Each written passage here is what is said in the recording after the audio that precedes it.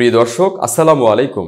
স্বাগত জানাচ্ছি রয়্যাল বাংলা টিভির সংবাদে। সাথে আছি আমি জাহিদুল ইসলাম রনি। এখন দেখবেন নারায়ণগঞ্জ থেকে প্রতিনিধির পাঠানো ভিডিও চিত্রে রয়্যাল বাংলা টিভির সংবাদ। ২৫০০-এর রাজনৈতিক নেতা খাজা মাইনুদ্দিন, তার পিতা মরহুম হাজী বোরজানউদ্দিন। খাজা মাইনুদ্দিনের জন্ম ২৫০০ উপজেলার বিষ্ণন্দী ইউনিয়ন চৈতনকান্দা গ্রামের ৭ নং ওয়ার্ডে। খাজা মাইনুদ্দিনের পিতা মরহুম বোরহান উদ্দিন রাজনৈতিক জীবন শুরু করেন জাগদল দিয়ে। রাজনৈতিক পরিবারে জন্ম নেয়া খাজা মাইনুদ্দিন তার রাজনৈতিক জীবন শুরু করেন ১৯৯১ সাল থেকে। ১৯৯৬-এর ভোটার খাজা মাইনুদ্দিন বিষ্ণন্দী ইউনিয়নে ছাত্রদলের সহ-সভাপতি পদ বহন করেন।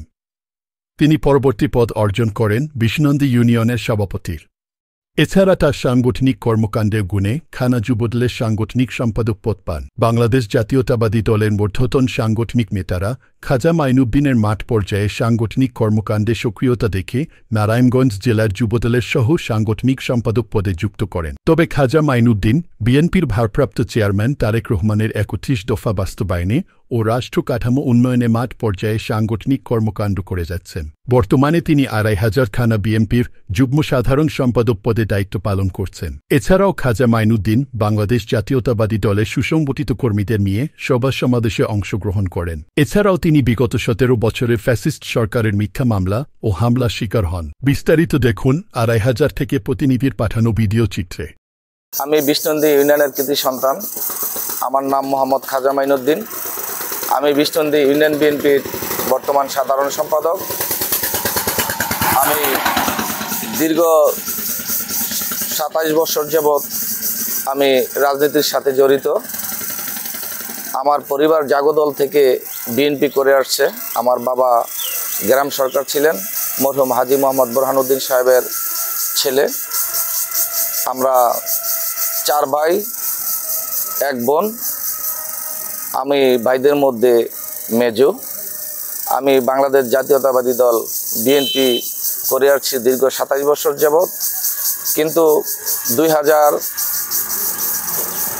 সালে ২৮শে অক্টোবর 111-এর পর থেকে আমাদের প্রয়াত নেতা এম বদরুজ্জামান খান খসরু সাহেবের নেতৃত্বে আমি বিষ্ণন্দী ইউনিয়ন যুবদলের কাজ করেছি।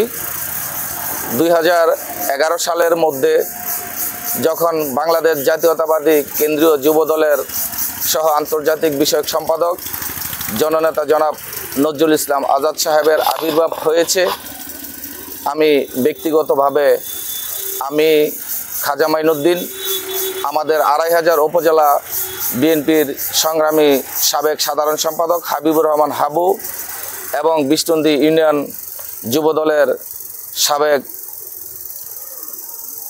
সাধারণ সম্পাদক নুরুল ইসলাম সাহেব, আমাদের বিষ্ণন্দী ইউনিয়ন বিএনপির সাংগঠনিক সম্পাদক জনাব মজিবুর রহমান সাহেব, আমাদের ব্রাহ্মণদী ইউনিয়নের মনির ডাক্তার সাহেব এবং ব্রাহ্মণদী ইউনিয়ন যুবদলের সাবেক সভাপতি রফিক এবং গোপালদী পৌরসভার মোল্লারচর গ্রামের যুবদলের সাবেক নেতা গোপালদী পৌরসভার জনাব রফিকুল ইসলাম সাহেব সহ এমনিভাবে মোটামুটি ১০-১২ জন বা ১৫-২০ জন নেতা, আমাদের মোহাম্মদুল্লাহ লিটন, লুৎফর রহমান আব্দু কাকা, তারপরে আমাদের আজহারুল ইসলাম লাবলু ভাই, এমনিভাবে আমরা ২০-২৫ জন লোক প্রয়াত নেতা বদরুজ্জামান খসরু সাহেব ২০০৮ সালে সে নির্বাচন করেছিলেন, কিন্তু তার মতের সাথে সাংগঠনিক কার্যকলাপে আমাদের নেতাকর্মীদের সে সঠিক মূল্যায়ন করতে পারে না এবং কথাবার্তা স্মেল তার ভালো ছিল না। সেই সুবাদে আমরা অন্য একজন নেতা খুঁজে পেয়েছিলাম। সেই নেতা আমাদের জননেতা জনাব আলহাজ নজরুল ইসলাম আজাদ সাহেব। ওনার প্রথম পরিচয় হইল বাংলাদেশ জাতীয়তাবাদী দল কেন্দ্রীয় যুবদলের সহ আন্তর্জাতিক বিষয়ক সম্পাদক।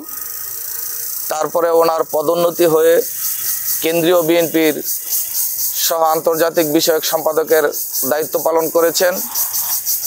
উনি দলের দায়িত্ব এবং তার মেধা সম্পূর্ণ এবং সাহস, তার যোগ্যতা বলে তিনি আন্দোলন সংগ্রামকে বেগবান করেছেন। নারায়ণগঞ্জ জেলার ২৫০০ তথা নারায়ণগঞ্জ জেলার সমস্ত নেতাকর্মীদের মামলা হামলার সমস্ত দায়ভার নজরুল ইসলাম আজাদ সাহেব ভরণ পোষণ করেছেন এবং রাজপথে আমাদের সঙ্গে উনি সশরীরে অবস্থান করেছেন। ছিলাম নজরুল ইসলাম আজাদ সাহেবের বডিতে এবং হাঁটু পায়ের মধ্যে গুলি লেগেছিল।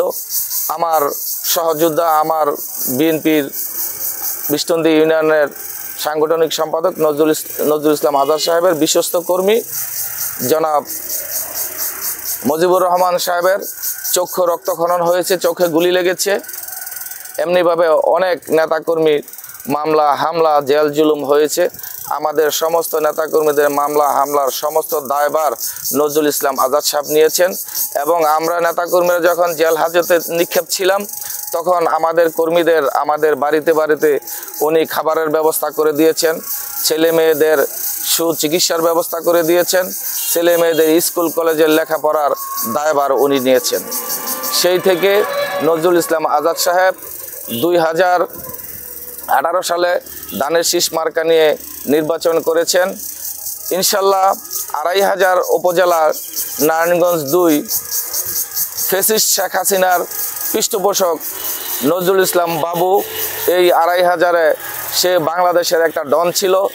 এই ডনের সাথে প্রতিযোগিতা করে আমার নেতা নজরুল ইসলাম আজাদ সাহেব 2500-এর মাটি ও মানুষের নেতা, 2500-এর মানুষের মন কেড়ে নিয়েছেন ভালোবাসা দিয়ে। নজরুল ইসলাম আজাদ সাহেব 7 গ্রাম থেকে কালাপাহাড়িয়া পর্যন্ত এখানে 117টা সেন্টার ছিল। ইনশাল্লাহ মোটামুটি প্রত্যেকটা সেন্টারে আমরা আমাদের দেশনেত্রী বেগম খালেদা জিয়ার আমানত ধানের শীষের মার্কা আমরা 7 গ্রাম থেকে কালাপাহাড়িয়া পর্যন্ত সমস্ত গ্রামে গ্রামে প্রতিটি ইউনিয়নে ওয়ার্ডে পাড়ায় মহল্লায় আমরা ধানের শীষের স্টিকার জনগণের হাতে পৌঁছে দিয়েছি। নির্বাচন চলাকালীন অবস্থায় বিভিন্ন ইউনিয়নে আমাদের বিএনপির নেতাকর্মীর উপরে মারধর করা হয়েছে, লাঠিপেটা করা হয়েছে। আমাদের বিষ্টন্দী ইউনিয়নে গাজীপুরা দিয়ে বিষ্টন্দী মানিকপুর বাজার দিয়ে ক্যাম্পিংয়ে আসার সময় নজরুল ইসলাম বাবু, আওয়ামী লীগের পৃষ্ঠপোষক সন্ত্রাসী বাহিনী, আমার জননেতা জনাব নজরুল ইসলাম আজাদ সাহেব, আমার রাজনৈতিক অভিভাবক, ওনার গাড়ি 50টি গাড়ি ভাঙচুর করেছে এবং তাকে মেরে ফেলার চেষ্টাও তারা করেছিল। আল্লাহ ওনাকে বাঁচিয়ে রেখেছেন।